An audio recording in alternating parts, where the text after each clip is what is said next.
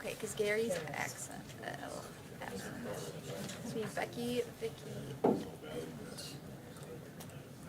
and we still have. Gary's accent.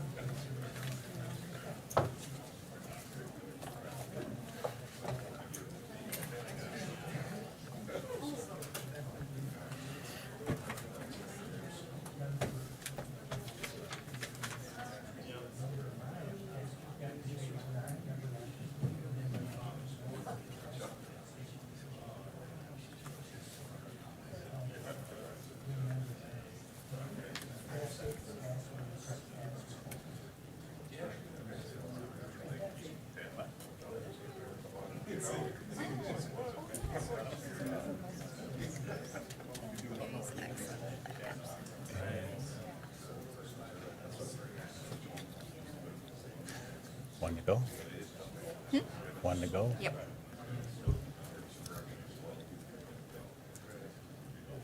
Do we have anyone for public comment? I didn't see No one any. up here. Okay. I would say we could get started. Good evening. We're going to wait one more minute. We make sure we get everybody electronically connected.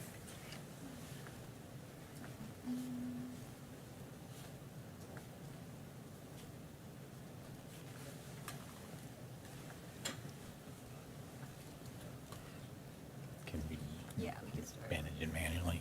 Yeah. Yeah. Do the pledge while they're Yep. doing that? Okay.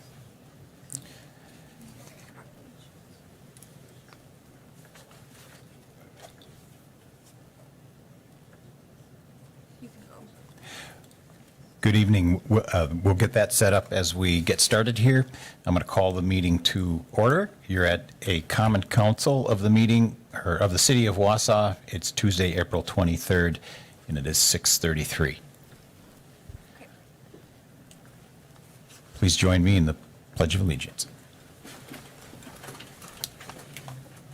Pledge allegiance to the flag of the United States of America and to the republic for which it stands, one nation, under God, indivisible, with liberty and justice for all.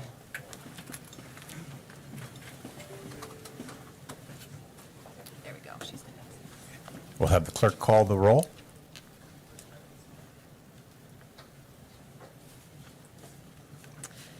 We have 10 voting members present. We need to announce Gary absent. Oh, yeah.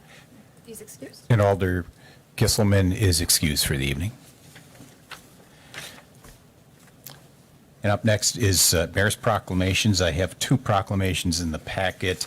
I'm going to summarize here because I will be formally reading and presenting the Hmong Heritage Month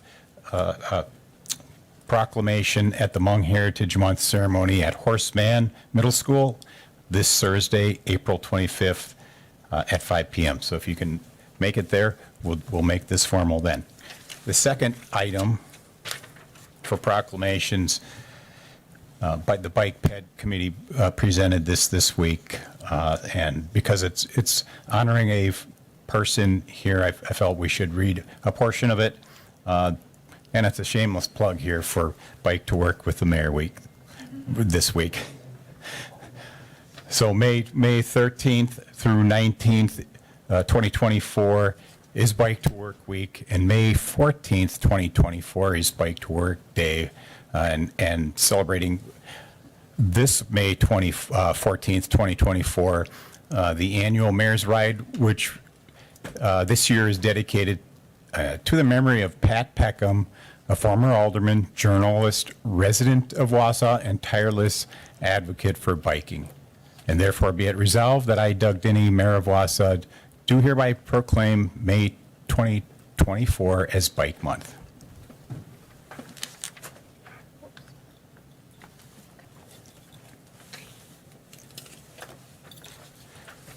Up next, any pre-registered residents to speak publicly. I don't think we see any.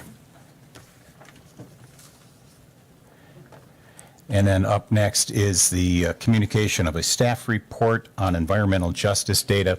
There's a report in the packet on environmental justice that the Public Health and Safety Committee commissioned about a year ago, that we would have an annual report on this, on the matter. We don't have a presentation here tonight. It's a filing for your reference. So that's in there. If we'd want to address that at some point later, we can.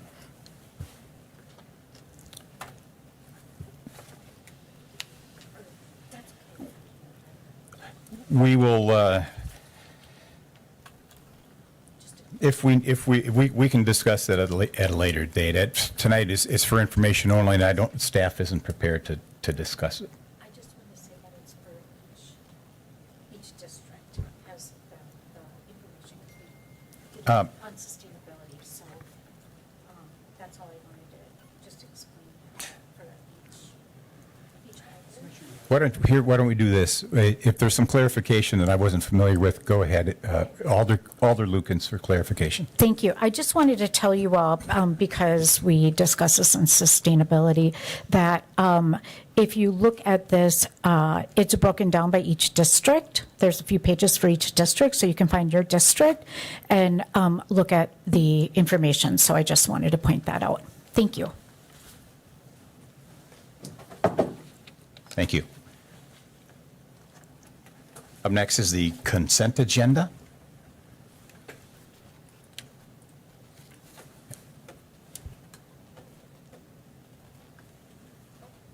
Come on up.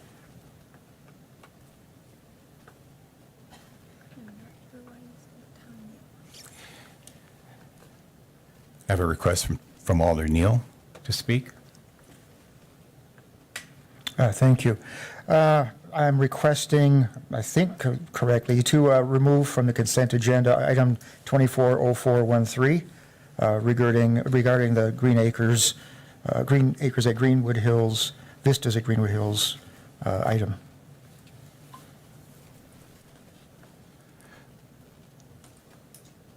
The clerk will pull the 240413 from the consent agenda. Yep. Okay. If I might, I see another item down towards the bottom of our agenda that mentions the same sort of name, so I don't know if these are in conflict with or related to each other, so I probably need some clarification on that. We can take them together when we get to that. Yeah. Okay, so less 240413, we will take the consent agenda. And I have a motion from Henke, second by Sarah Watson. Okay, you may begin voting. Yep. Please.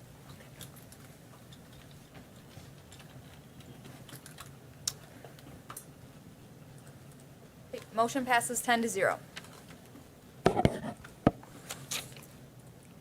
Up next, item file number 240402. Mayor's appointments are in the packet. No?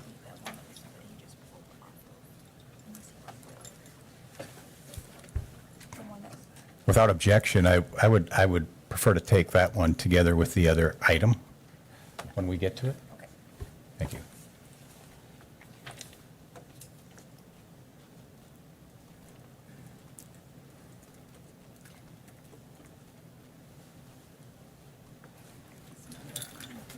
Right, I don't have a motion. Now you do. Motion from Henke, second by Lukens. And Alder Larson looking to speak? Yes, Mr. Mayor, I would like to have Linda Lawrence removed from the mayor's request, or mayor's appointments for discussion.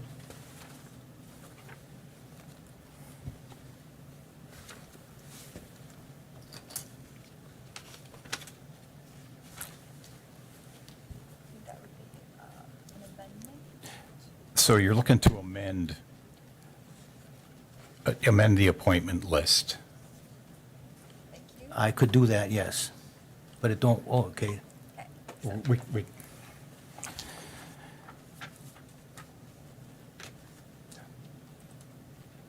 Are you looking to pull that, or are you looking to I'm just vote on looking, it separately? I'm just looking to vote on it separately.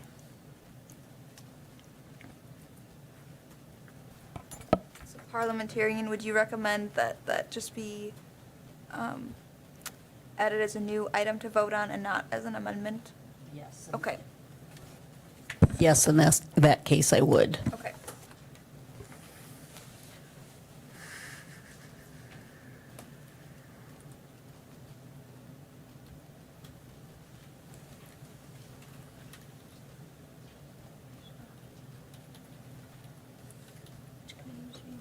To the ethics board. Yeah.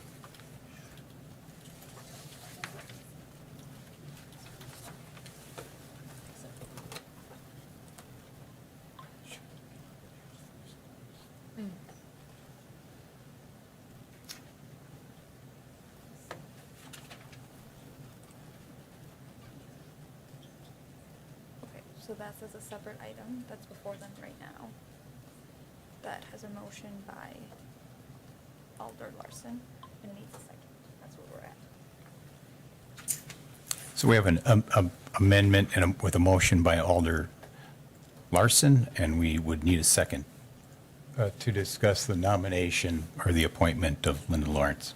And I have a second by Alder Neal. Discussion?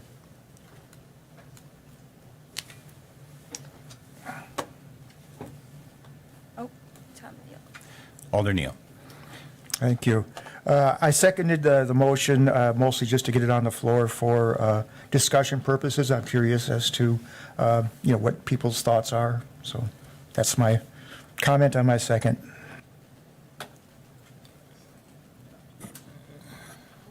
Excuse me, I just need to clarify one thing here.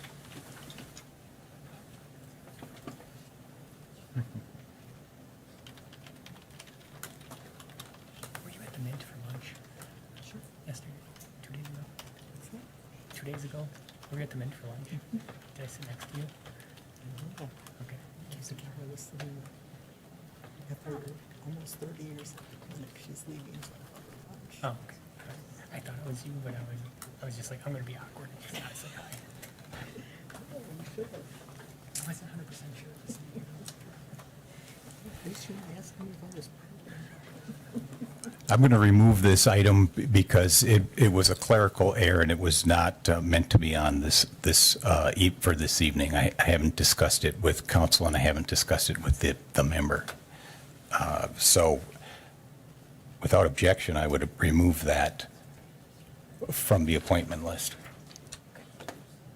So we can go back to, Can I ask why? I mean, you have it on there. Like I said, it was a clerical error. Okay.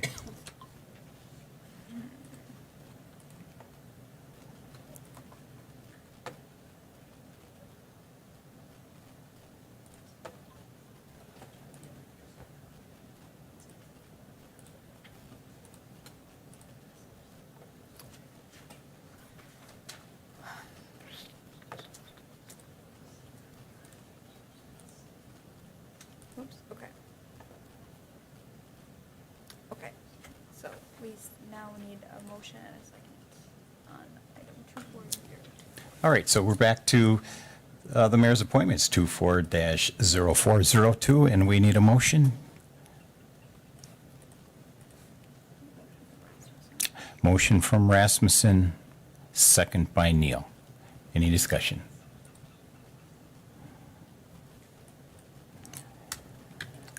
Point of inquiry, mine says motion to amend. Yeah, that just popped up too. Okay. I thought you had an original motion by Henke and a second by Lukens to adopt the appointments, and then Larson made the motion to remove the one appointment, and Neal seconded that motion. So you already have a motion and a second to adopt the remainder of the appointments. Do you not?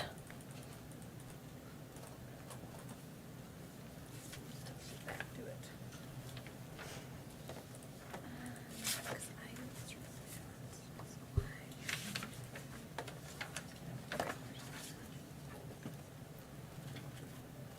Who did you have for the original? Henke and Lukens as the first and the second to approve the appointments before the one appointment was withdrawn.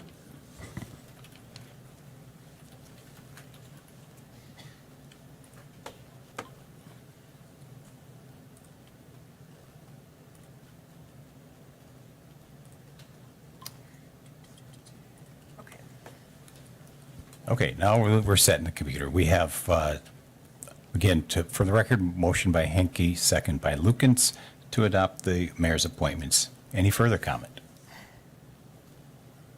Okay, Alder Larson. I just want to clarify that, for the public record, that Miss Linda Lawrence is not in the mayor's appointments. We're not voting on that. That is correct. That would be correct for this All right, evening. thank you. Yes. okay. You may begin voting.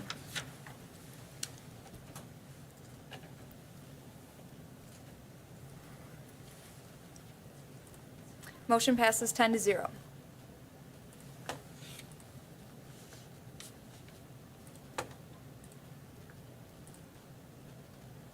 And up next, file 23-1109H is a resolution from Finance approving and adopting the budget modification for American Rescue Plan Coronavirus State and Local Federal Recovery Fund funded projects on the asphalt overlay.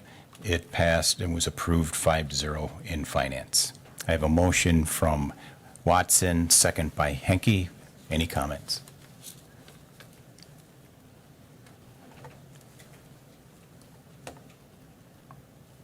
No comments? Okay, you may begin voting.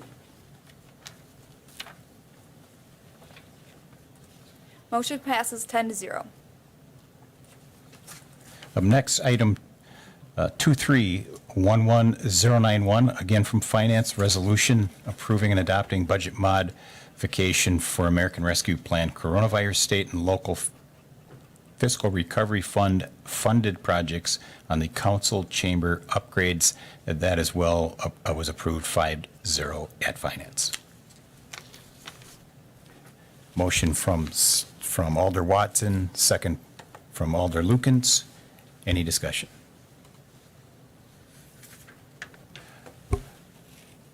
Alder Martins. Okay, just want to make a mention here that these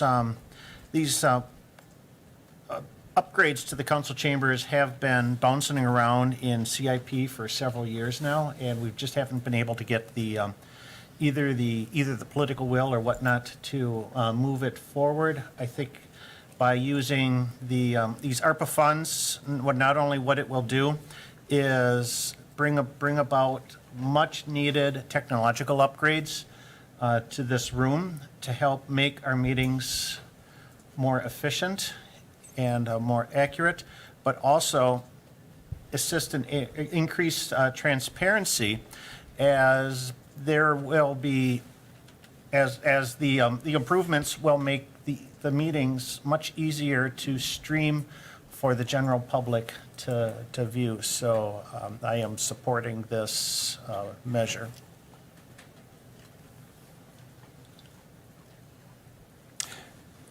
Alder Neal to speak. Thank you. I just wanted to direct this towards the city clerk. I was listed up on the board up there as remote rather than present, or present remote. And also, I just noticed on the last vote, it popped up really quickly that did not vote for the motion. So I don't know if there's any kind of glitch in there or whatever, but I definitely voted for the last motion, but I got something that said The last one. that said no on my machine here. This was the last Okay. vote for the asphalt right. overlay. Yeah. Thanks for double checking. It said did not vote for on my, so I don't know, maybe that was Gary, but he's five. That is myself, all four of us up here, since we're like present. Oh, okay. We can acknowledge if one of us is talking, but we are not voting members. So Okay. that's the did not for. Thank you. I didn't mean to make trouble. Yeah. Another reason why we need the upgrades. And I am definitely here. Yes. All right, it sounds like an overwhelming support of council chamber upgrades. Any further comment? Okay. You may begin voting. Motion passes 10-0. Up next, file 23-1109J, Another finance resolution approving and adopting the budget modification for American Rescue Plan Coronavirus State and Local Fiscal Recovery Fund funded projects Community Outreach Coordinator. Motion from Alder Henke, second by Alder Lukens. Alder Martins. Okay, I was also just want to give a little bit more background to this. When we discussed this in finance, one of the things we can do now with our ARPA funding is that there's been some recent guidance from the Treasury Department that allows municipalities to use the ARPA funding for employee costs, wages, past the the December 2024 deadline. So allocating some of the cost for our community outreach coordinator will help keep that cost off the levy and give us additional time in order to sort of ease that position into the budget. So this will be continuing funding into 2025 for that position. Thank you. Further comments? Seeing none. You may begin voting. Motion passes 10-0. And up next, file number 23-1109K, again from Finance, resolution approving and adopting the budget modification for American Rescue Plan Coronavirus State and Local Fiscal Recovery Fund funded projects, Alexander Park Pickleball Court project. Motion from Alder Lukens, second from Alder Neal. Alder Killian. I noticed that it says the fiscal impact is 150,000, but down below it says 135,000 plus 25,000. Could you explain that to me, please? I'll let Mary Ann, there's a Go grant, for it. so there's a grant associated with that from one of our foundations. Okay. So that's the $25,000. Even despite that, just want you to know that because we have so many urgent needs for our residents, basic needs, that I won't be able to support a pickleball court. Thank you. Alder Neal. Thank you. I could certainly understand anybody's reticence to support this because, we look at these funds as something to be used for large portions of our constituency. So at first glance, and maybe some years back, I would probably look at this and go, "Oh, this looks like kind of a specialty little, boutique item." But now, with the exploding popularity of this sport, cripes, when I'm at the Y in the morning, there's like 100 people down there playing at once. Well, I'm exaggerating, but it's completely full, and people sitting in the bleachers waiting their turn. It's highly valuable for people to get basic exercise and a competitive opportunity to get out and have some fun. So, to me, it does, particularly our older generation segment, who are big proponents of this sport. So, I will support this. Thank you. Alder Martins. Thank you.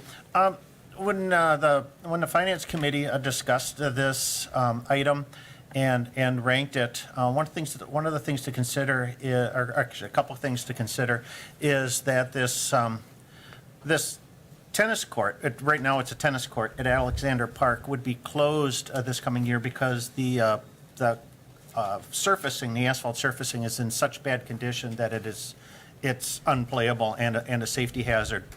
So, but when we looked at this last year in the capital improvement project planning, there was at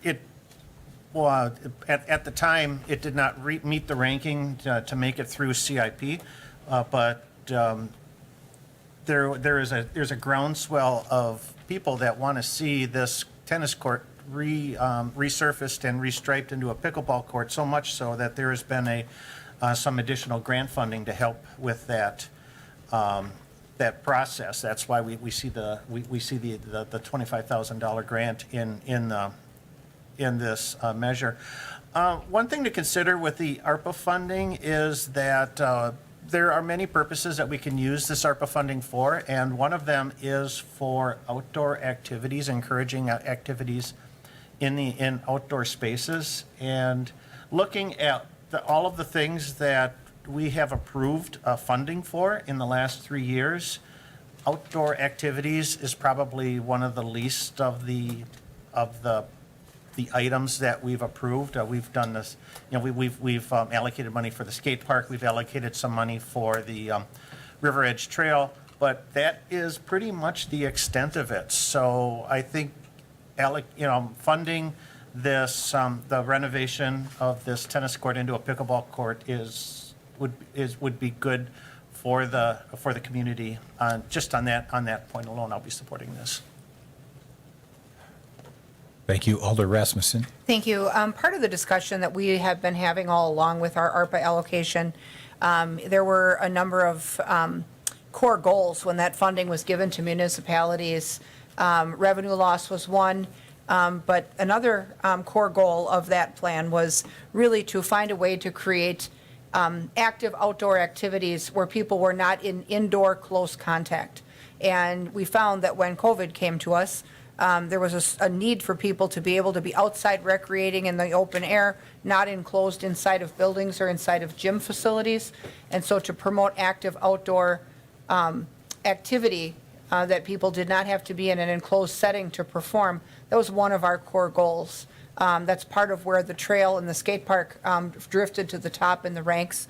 Also, we have a goal that we want to be a senior-friendly community. And this is one active activity that appeals to all ages. And so as we look to find recreation activity for all ages that's suitable for everyone, this is one thing that is rather inclusive in terms of participants. I would like to see us move this project forward. I think it's an adequate use for ARPA. In the past, we had scored it for CIP, and the only reason it didn't qualify for CIP is there were things that were at condition critical that had emerged first. So this really would be an appropriate use for those funds that are in keeping with what the government wanted us to do with them when they released 3 or 4 purposes for that money. Thank you. Thank you. Alder Lukens. Thank you. I was going to say the same thing about outdoor activities, especially coming out of COVID. That's one thing that was really encouraged and good for us to do. But this is in my district, and a couple of other things that I think are important are, as Alder Martin said, that this tennis court was in really bad shape, so it was hazardous and a safety risk.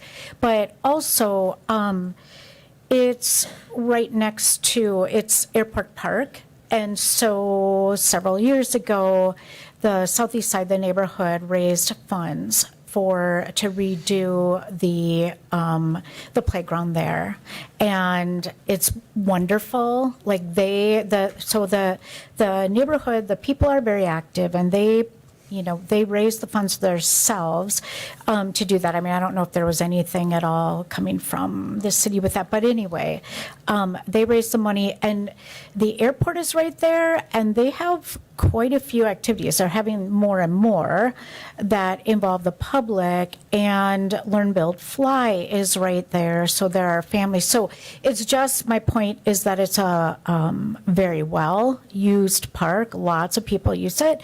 And so I also can understand the concern about there being so many things that we need. But that is why also someone stepped up and, donated that other $25,000. So I will be voting for this, and I know that there are many people who are really eager to use it. Thank you. Thank you. Alder Tierney. Thank you. When I was looking through the packet on this, is this park widely used? Is there a lot of people that come here? Okay, and have you heard from your constituents that they really want this pickleball court? Okay, I guess my concern with this, along with Alder Killian, is it's a lot of money, and there's a lot of things we need. Do we have other pickleball courts at several different parks around the city? I know we do down at River Edge Walk, but is there other pickleball courts that we're aware of?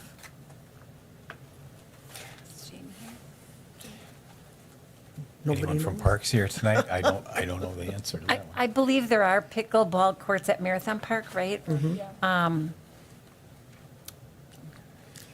I guess, are those used to capacity? I believe so, yes. There, okay, okay. And those were my questions. I was looking at not supporting it because I do think that it's a lot of money that can be used elsewhere. And I guess I wouldn't support it either because I don't see it as a critical need at this time. Thank you. Thank you. Alder Watson. I sort of like the idea that we're throwing a little bit of money, ARPA funds, towards the Parks Department. You know, and because it had been ranked so highly on CIP, I think a lot of projects had been ranked so highly on CIP. But it seems like we tend to neglect some of those park infrastructures. And it's really aligned well with our strategic goals, you know, cultivating and promoting those natural recreational opportunities. So, I mean, it's really in line with what we're doing. And to Alder Lucan's point, it's not a grant, it was a donation from a local constituent, which I think sort of shows the demand. I mean, if somebody's willing to put up their own funds to match, it's not necessarily a grant we were awarded by the state. So this is just showing a lot of good need, and it really does sort of include those, like Alder Rasmussen says, multi-generational sport. It includes all of our aging population and our youngsters, and we've done such good things with the skate park for our youngsters that it would be really nice to do something for the rest of our nature goers. So I hope we can pass this along. Thanks. Thank you. Alder Lukens. Thank you. I just wanted to address a little bit more the questions. Yeah, it is, I guess it's a health, it's a definite health benefit for any age of people, but we, especially a lot of seniors are very much into pickleball, and at neighborhood meetings, people have been asking for it. And so, yeah, the donation, the $25,000 was a donation from a constituent.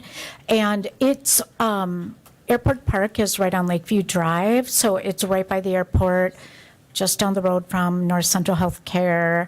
And so it's very widely, or very much traveled. There are always people there, always families there.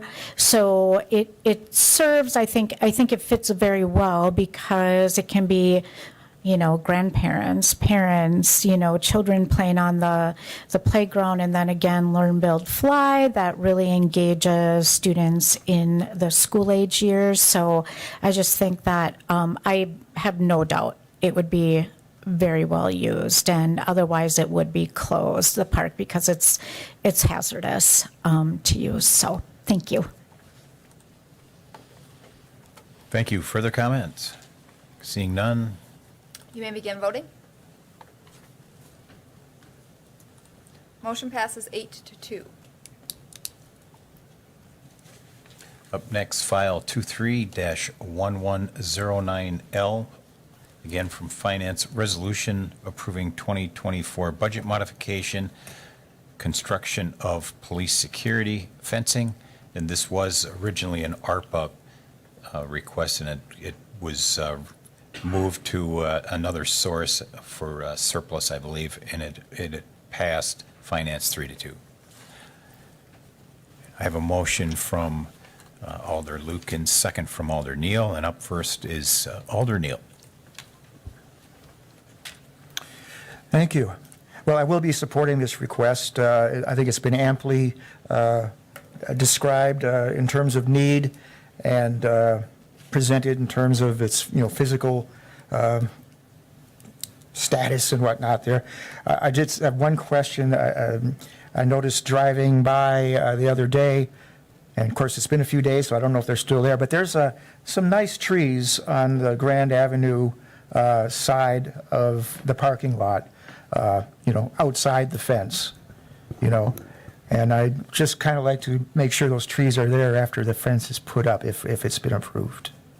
I can't necessarily speak to exactly where the fence would be, but it would be our goal as well to preserve the trees that are there. Grand Avenue could use as many trees as it can get, so that's just my hope. Agreed. Thank you. Alder Martins. Okay, thank you. Initially, with this project, I was, to say anything else, on the fence on it, but we had, just because, because the police department is in my district, we did have a very robust conversation about the fence at our neighborhood meeting last month, and the chief and Lieutenant Surratt were very, forthcoming in describing how the fence would be both a benefit to the department and also would provide or would not be an eyesore to the community. And that was my biggest concern. What concern of the fencing was the aesthetics to the community. And that's why we, there was 3 plans for fences, from the budget-based chain link fence to a more elaborate and ornate steel or aluminum style fence. And the Finance Committee did approve the more ornamental style of fencing that fits better with the neighborhood for a couple of reasons. Number one, it is aesthetically, it is more pleasing, especially traveling down Grand Avenue, and also for the neighbors that live along Seymour Street on the backside of the police department. And second, if we are going to go with anything other than the ornamental style fencing, the city would have to get a zoning variance for that other style of fences to be put in that area, because it is in a residential neighborhood. And as we've discussed, I don't think it's, this, if zoning doesn't allow other people to put up, fences or other types of structures without a variance or whatnot, this city shouldn't, should play by the same rules. And I believe that, we should look, think of something that does fit into the neighborhood. And with that, there is acceptance of the residents in that area for the more ornamental style fence, and I'll be supporting that style of fence.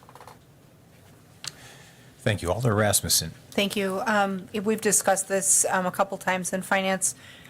This actually situation has become an officer safety issue. I think we get to a point where with unfettered access to that parking facility, where officers are exiting their personal vehicles and then moving between the vehicle fleet, their own vehicles, and the department.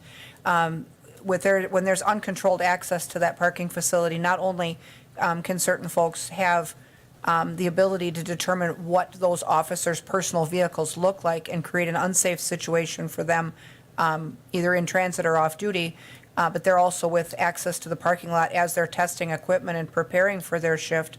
If you can just drive right in there, that really is a safety risk for them. So I feel like we need to address this, and obviously conforming with our own zoning requirement makes sense. Even though that makes that fence a little more expensive, we certainly should not expect homeowners to uphold a certain standard and then violate that standard ourselves. So hopefully we'll support this and get a project going that will make their facility safer for them. Thank you. Thank you. Alder Tierney. Thank you. I agree that a fence is a safety issue. It is needed for the police department, for those officers. Looking at the different costs, and I do think there needs to be an ornamental part of this facing Grand Avenue. But other people do get those variances for chain link fences. And I don't think it's necessary to have that ornamental fence around the sides and the back of the perimeter. There's a difference of $100,000, which is a lot of money, not a little bit of money in my mind. So I have no problem supporting a fence. I do have a problem with it being all ornament and not going for that variance so that the front is ornamental and we could save some money by doing chain link on the other sides. Thank you. Thank you. Alder Killian. I too agree that safety of the officers is critical, but when the proposal was presented, I think there were 3 criteria that they addressed. They addressed keeping out the general public. They addressed not wanting the public to see the private vehicles of the officers, and they addressed that they didn't want filming or videotaping. Now, the fence at Marathon Park will keep out the general public. That's a lovely fence that will keep out the general public, but it is not going to prevent people from seeing the police officers in their cars, and it is not going to stop people from filming and videotaping. So that ornamental fence surrounding the police department is not going to accomplish what they said their purpose of fencing was. There are beautiful fences that would accomplish all 3 of those goals. That would be a lot less expensive than the $225,000. And I would urge the council to take a couple of weeks to look at other options so that we could accomplish the stated purposes of the fence and spend a lot less taxpayer money. And for that reason, I can't vote for that option. You make a very valid point, Elder Killian, that it's not a view blocking fence.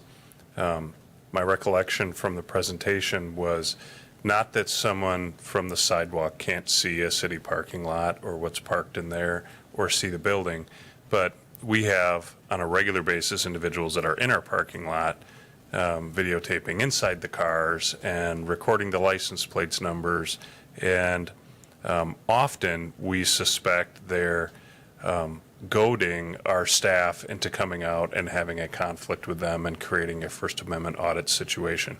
And that is what we'd like to prevent with that situation. So I agree with you. You can see through the fence at Marathon Park. I will tell you there are lots of reasons from our staff that they want the fence. You'll see the survey of our staff and the importance of it. The one that's the most important to me is that none of our staff get hurt in our parking lot when they're not equipped to defend themselves or when they're distracted with the work that I've assigned them to do, taking care of the fleet that's owned by the city.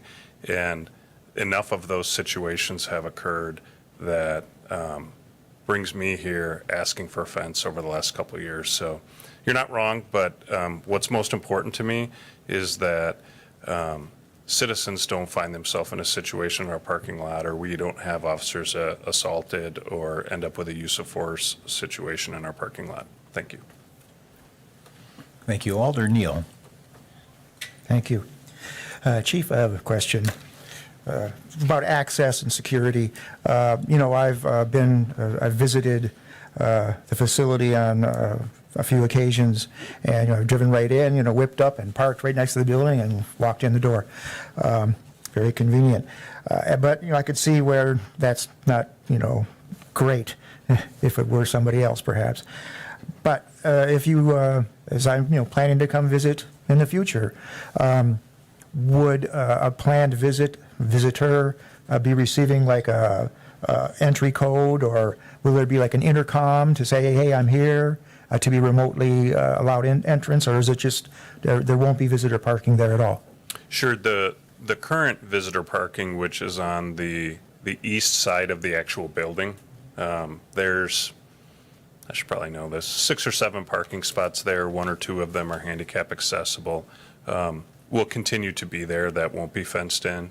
The benefit to that to us is, and the community, on a daily basis, we watch people who park in our parking lot and they go to our back door. I'm tempted to resurrect the old neon police department sign that used to hang outside City Hall to direct people to the main entrance that we want them to use. So there will still be public parking, and we will have to reimagine how on camera to have our exchange parking spots that currently exist there. Those will either have to be worked in or moved in some fashion, and we work with the city engineers on coming up with a plan to do that. Thank you. Alder Larson. Thank you, Mr. Chair. Has anybody went out and shopped around for pricing on fencing lately? I mean, I fenced in my backyard for my dog like 4 years ago, and oh my gosh. Talk about sticker shock for fencing. You know, and so could we do this cheaper? Could we do it for less? Possibly, maybe. But I'm going to support this just for the simple safety aspects that this offers our police department. Thank you. Thank you. Alder Rasmussen. Thank you. I guess refresh my memory, when we talked about this in finance, and we looked at some different options for fencing, not only the zoning requirement, but I think at one point the conversation wandered into the idea of like vinyl privacy fencing. And I thought that the answer we got was that there was some value to being able to see what's happening on the other side of the fence. In addition to the access factor, that if that was walled off and they did not have a view of who or what was on the other side, that was not optimal either when we looked at something that, totally blocks the view. Wasn't that where I thought there was a reason that they went to ornamental. Well, the ornamental was, the reason we went to ornamental was it conforms to the zoning and those issues. And from a cart and horse standpoint, like what's most important to us is the safety aspect. If we come to a point in time where we feel we need to block a view, we'd much rather do that. I'm not a horticulturalist, but I know they make really nice bushes that can get trimmed and block a view. We'd rather do it with something like that that adds to the green space there as opposed to steel or wood or something Sure. along that line. Okay, thank you. Thank you. Alder Tierney. Thank you. And again, I am all for the safety of the officers. No question in my mind that if it were my son or my husband, I would want them to have that safety as well. My concern is when I looked at these bids, the mixed chain link and ornamental was $75,000, where the ornamental was $210,000. Quite a difference. And other people have gotten those zoning, I guess, issues taken care of, and I think that that's something that we need to be cognizant of because there is a big difference in the money. So I think that the fencing definitely needs to be done, but I think we can do better than spending $210,000. Thank you. I respect your opinion on that, and I would simply mention that we also want to be good neighbors. We're a police department. I'm certain we irritate neighbors at 2 o'clock in the morning when we have to turn our sirens on as we leave the parking lot. And during the neighborhood meeting with numerous people that attended that neighborhood meeting are direct neighbors that look out their front door and see our police department. They were very clear on aesthetically what they want to be looking at. They were supportive of the issues arising that cause us to want a fence. And in addition to the fact that we would need a variance of our own rules, to be respectful of those neighbors, that they've been great neighbors to the police department. We've got no complaints. I look at it through the lens of my own home. if the neighbor put something up that I looked out my front door and saw, and they had a choice. So I think that's one of the reasons we had that as a selection. And the choice to move it to an ornamental fence and not considering those other options, we brought 3 choices to the council, all that would be satisfactory to us. But I also give a lot of credence to those people that are our neighbors that are very supportive of us, and they made it very clear that's what they would prefer.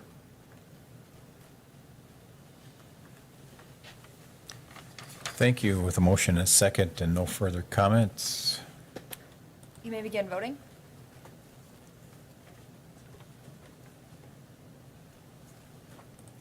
Motion passes 7-3.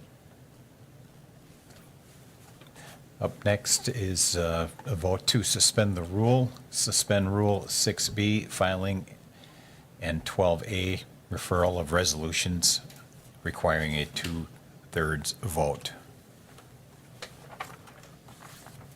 We need a motion on that? We would need a motion, and we have from Alder Watson, second Alder Lukens. You may begin voting. Motion passes 10-0.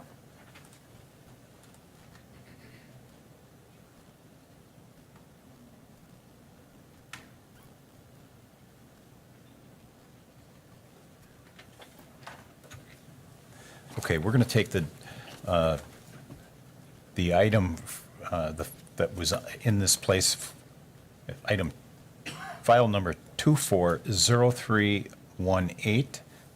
It's a council resolution approving the developer agreement at Vistas at Greenwood Hills, first edition.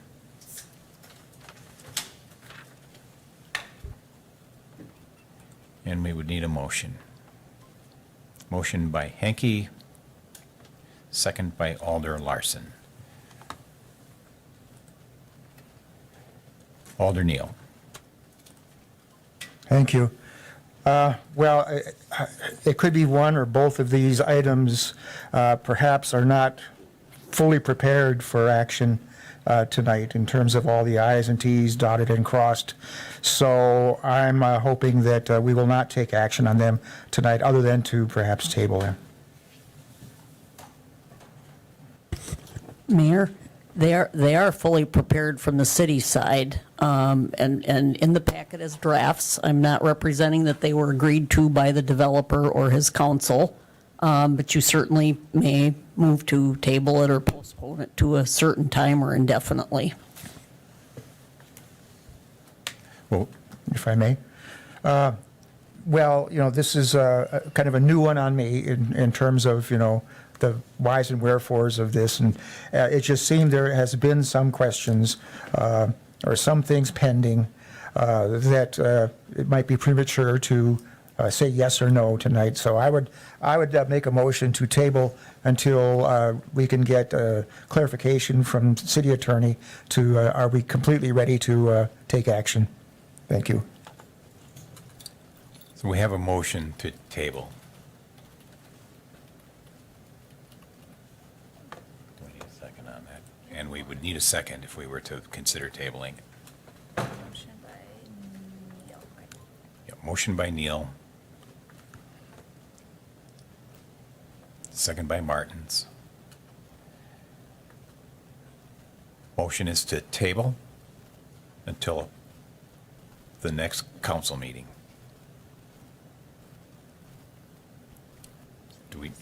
And we would look for some discussion on this. Alder Rasmussen. Thank you. I guess just a question. The fact that the items seem to be prepared well enough to even be on the consent agenda would signal to me that it was at least thought to be, a benign or ministerial function that would not require a volume of debate. I know that we have other issues pending with Greenwood, some of those legal. And I think in the past, we had even pulled one item with regard to that same area, trying to figure out if the one was needed to be before the other, or if we needed to postpone. It seems to me, though, that if our legal department thinks that these are ready for action, that it would be appropriate for us to take that action.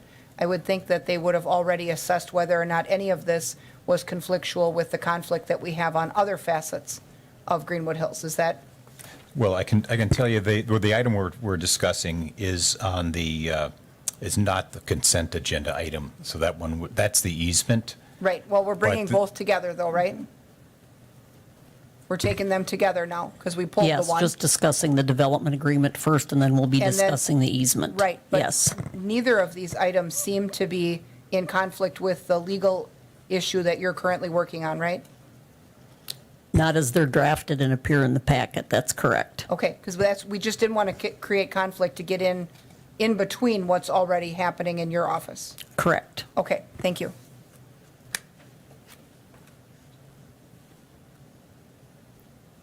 So for the record, would the motion that you made to be table item 240318 and 240413, both, the one that was pulled from consent and both Greenwood Hills items essentially? Okay. Yes, if I may, I didn't use my request to speak button. I was just a little confused about pairing them up or not. Is one, looking good and, ready to rock and roll, and is one, kind of iffy, so. The intention, I can talk to that, is was to take them sequentially because they were similar. One is required for the other, but Right. not necessarily. The developer agreement is the important piece here because without it, they cannot proceed. Is there a feeling, and I would enjoy the feedback, or is there a sense of urgency to act tonight, or would the next meeting be acceptable, do you think, to all parties involved? May I answer that, Mayor? Yes. I think that this is on the developer's timeline. I think they'd like it approved sooner rather than later. To answer your other question, approving the development agreement requires that the easement we're requesting also be approved. So that's the second document that was removed from the consent agenda. And I wouldn't say either one of them are not well thought out, not well prepared, or even iffy, but they both contain language that is objectionable to the developer, and they've proposed language which is objectionable to the city to amend these two documents. So I understand your request to perhaps meet in closed session at a later meeting to obtain clarification. I would not be opposed to that. But to answer Alder Rasmussen's question, they're as prepared as they're going to get on behalf of the city, and they've been that way for a while. Thank you. Thank you. But it just seems like maybe there is some possible negotiations still up in the air that we might have to conduct. So I guess I feel uncomfortable saying full speed ahead on this.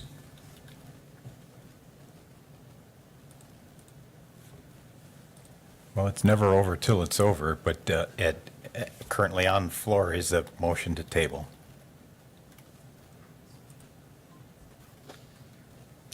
I'm sorry, Alder Lukens? Okay, so I wasn't sure if I should hit requests to speak or amend, but per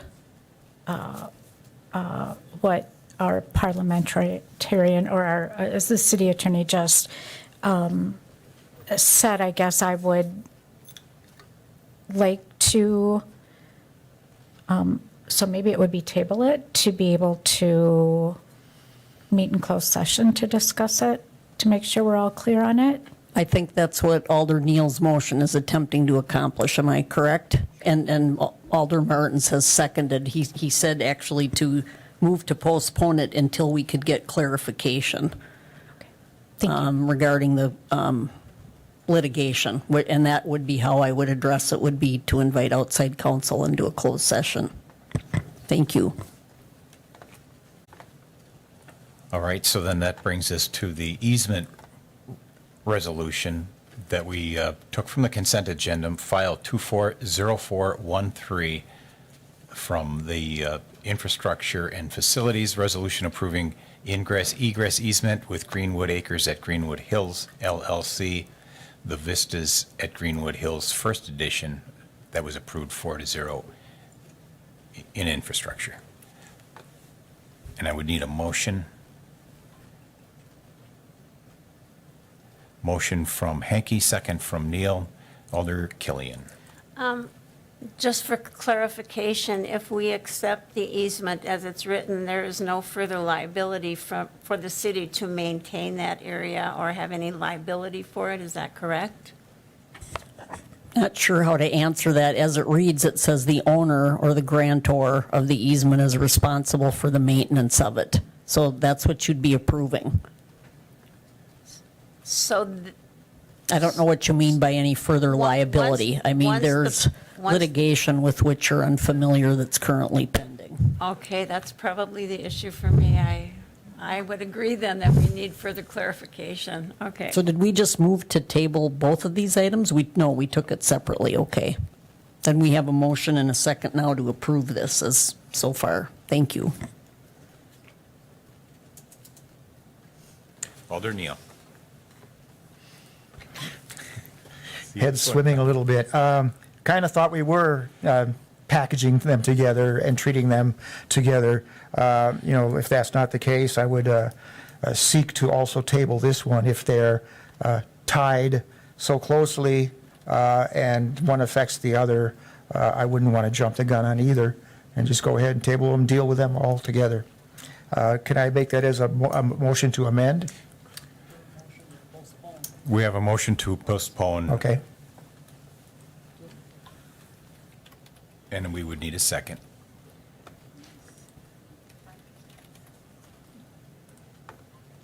Yeah. Oh, no. Stand by. Motion by- Motion by Neal, second by Lukens. Okay, we have a motion by Neal, second by Lukens to table and discuss again with the other developer agreement resolution. Any further comment? We're ready to vote.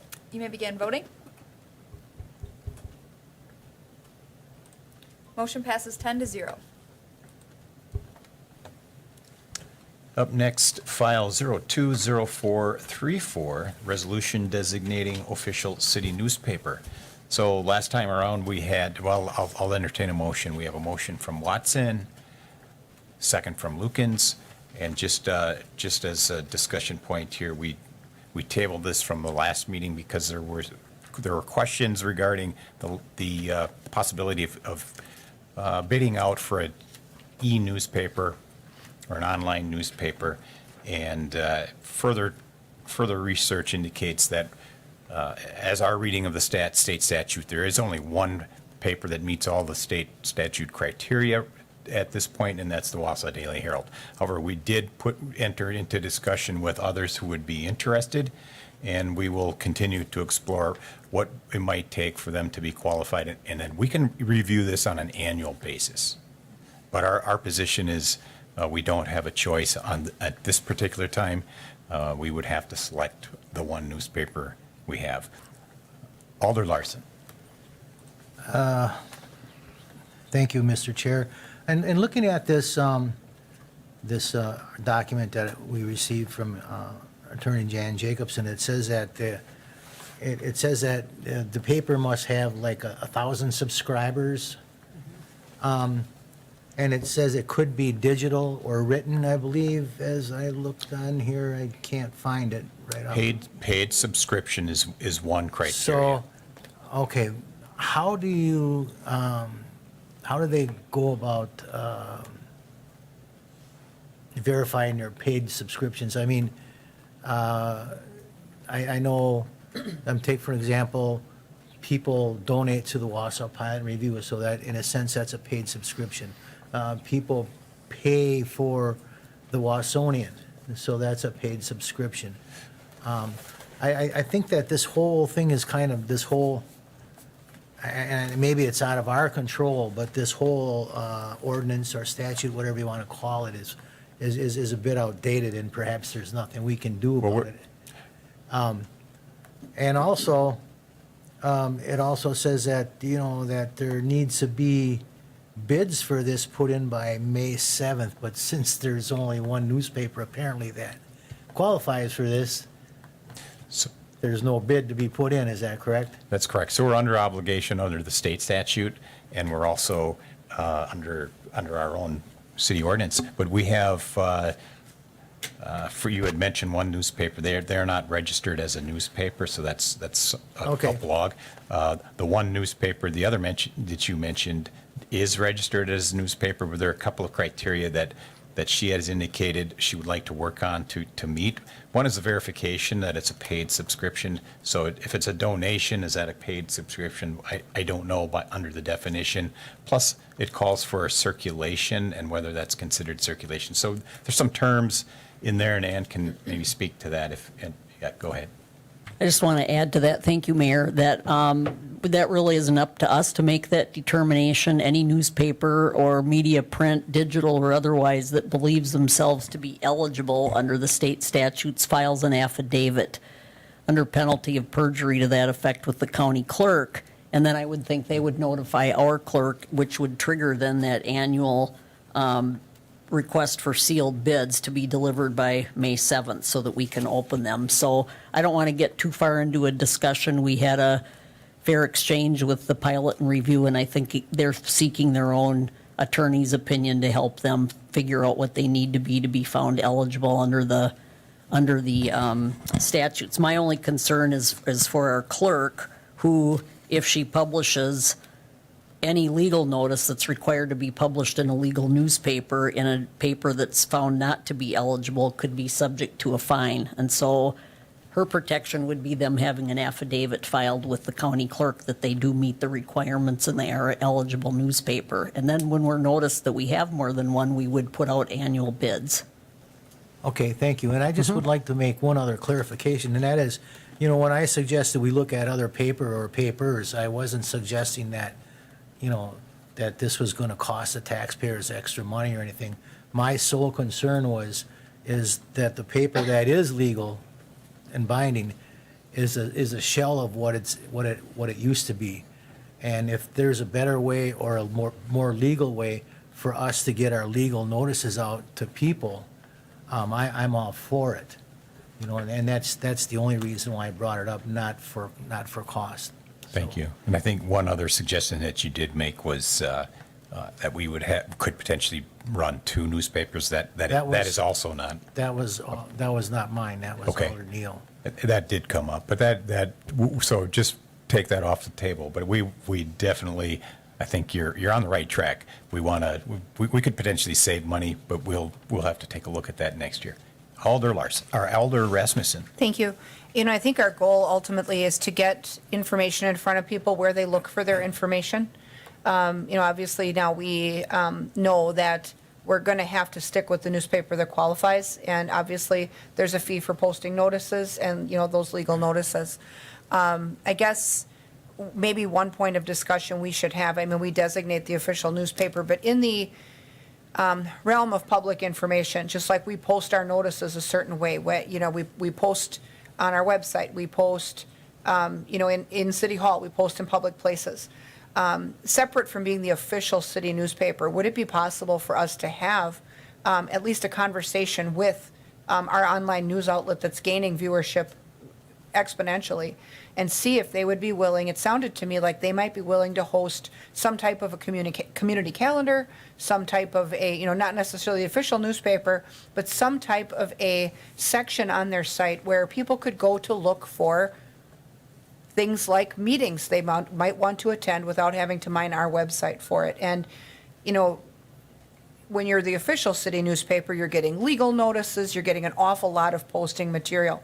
I think what most people are interested in is our agendas, our activity here, and, not so much to the breadth of all of the things that require public notice that we're posting within the Herald. Is it possible to start that conversation separate from designating, in terms of public information, we'll create the official newspaper, which that's a ministerial function, but can we have an ongoing discussion about working with those local media outlets to get people information where they are?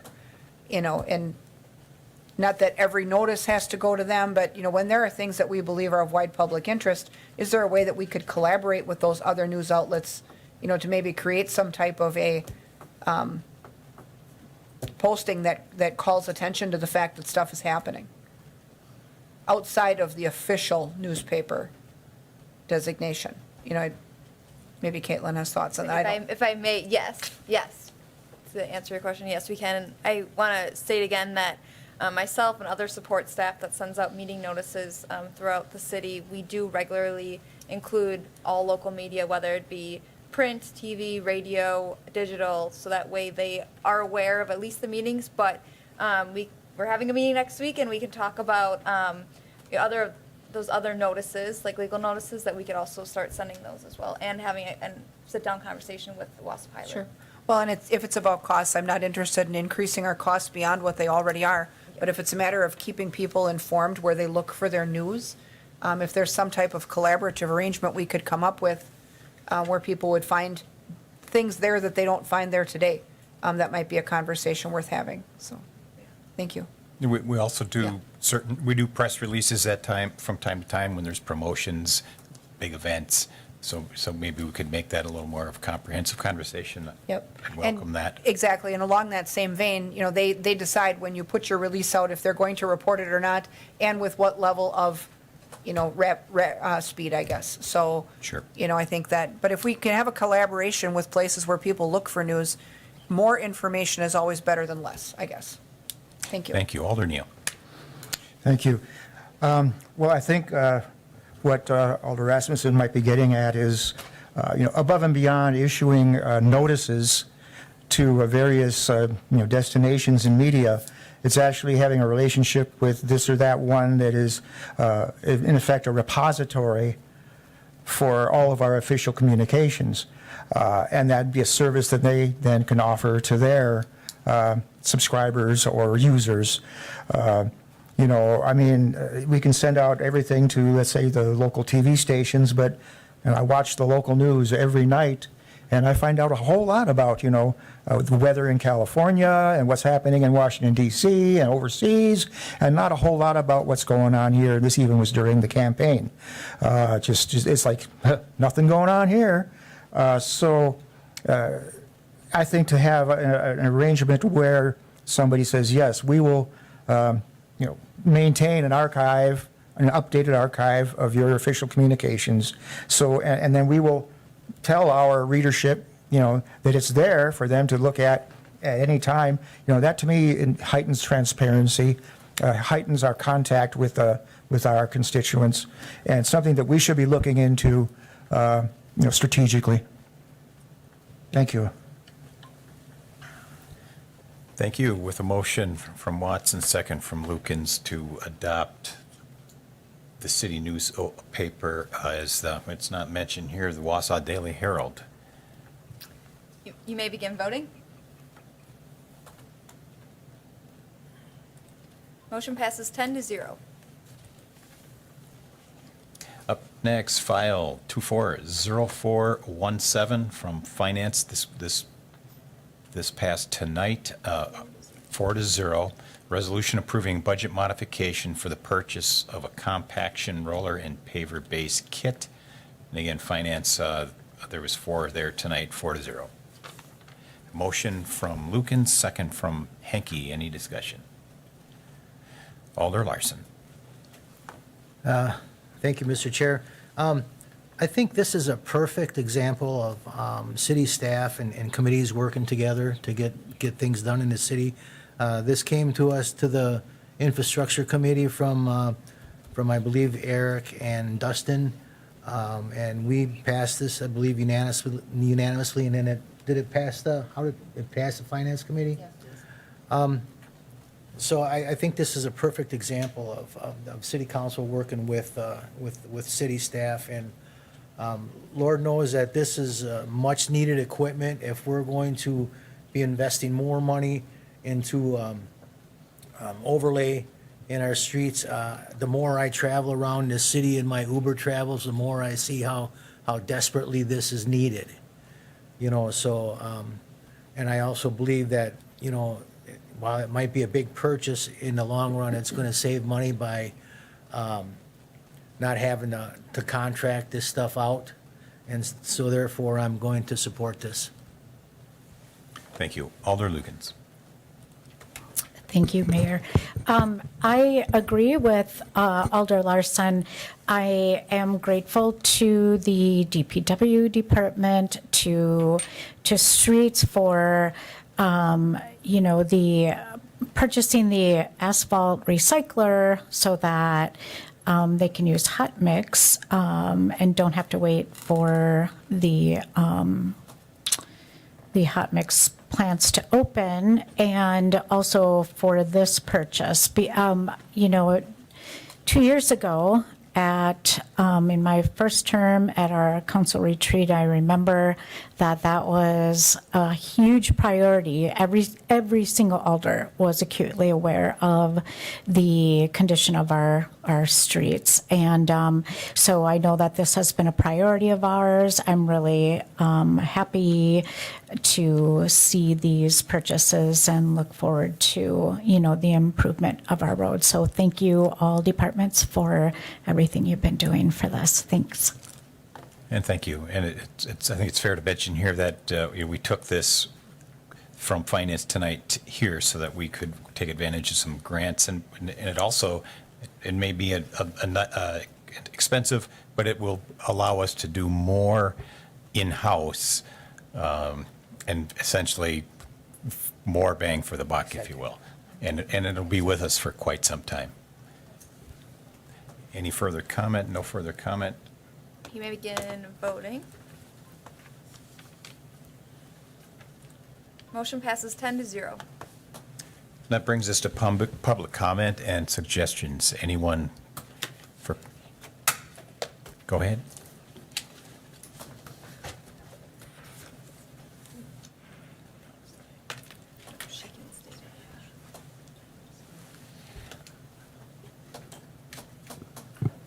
Good evening. Good evening. Good evening. I'm Bernie Delaney. You want my address? You want the address? Okay, right. P.O. Box 2125, Wausau, Wisconsin 54402. And then, Same here. Barbara Fraser Herrera. anyway, we wanted to make a comment about public access TV. For the past several years, it's been going down the drain. It's in the dumpster.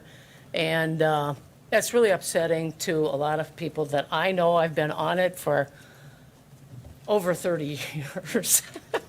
That's a long time. Anyway. Me, not so much about 10, possibly. Yeah. But- At any rate, we have an idea that we want to bring it back. We've had a few discussions already, and I'm sure that in the future we'll have a few more. It doesn't need to be brought back exactly how it was. It can be decided on. I don't know how it would work. But about 3 months ago, in pure anger and frustration over the way that it has been treated, and the money was really not given to public access. It was spent for other things. I started, and not even knowing what I was doing, I still got my regular TV show. I started doing some stuff on the internet. I started out with Twitter. That's the one that I knew how to do the most. And it went really well. It's going very well. And then I went to my phone company, which is US Cellular, and they actually put me on Facebook because I really didn't know how to do that. These guys helped me monitor it. They're very good. And then I got a notification from YouTube about 2 weeks after that I'm allowed to have my own channel because of the viewers that I have. It's going really, really well. And what we'd like to do is not only bring public access TV back, which is for the viewers, it is for the public. The word public is right in there. Yeah, we would like to put the public back in public access. In public access TV. We would like to combine the internet, which we've kind of already done. One of the guys that we work with, the technical guys that we work with, actually has done that, has taken some of my stuff off the internet. Big surprise to me, I didn't know he was going to do it, but I'm glad he did because it worked out great. And put it on public access so people can see the brand new episodes, even though they're not quite 30 minutes long, which I will do that. And it's going very, very well. It's very successful. For me, it's going skyrocketing. All three networks. I don't know how many viewers I have, but I know that as of this afternoon, on Facebook alone, I don't know about YouTube, there's a lot there, and Twitter. I had 86 viewers, and that's in less than 3 months. They tell me that it takes anywhere from 2 to 3, maybe 5 years to get that many viewers. And this is growing exponentially. So that's one reason why we'd like to bring it back. Plus, Wausau's a great area. I mean, I've been here for 40 years, raised all my kids here, and but they don't live here anymore. But it would be nice to have it exposed to the world. And I have viewers from all over the United States and even the world watching me now. So why not do that? Why not give ourselves the thumbs up that we all deserve and bring it back like it should be, because it actually is for the public. And I'll add one more thing. There's some former mayors that are invited to this. We're doing a live Twitter broadcast on Tuesday, May 14th at Prevail Bank, which is on 17th and Sherman. We are a real live band, and we're singers. We're operatic singers, believe it or not. Sing the theme song that I wrote for my television show more than 30 years ago.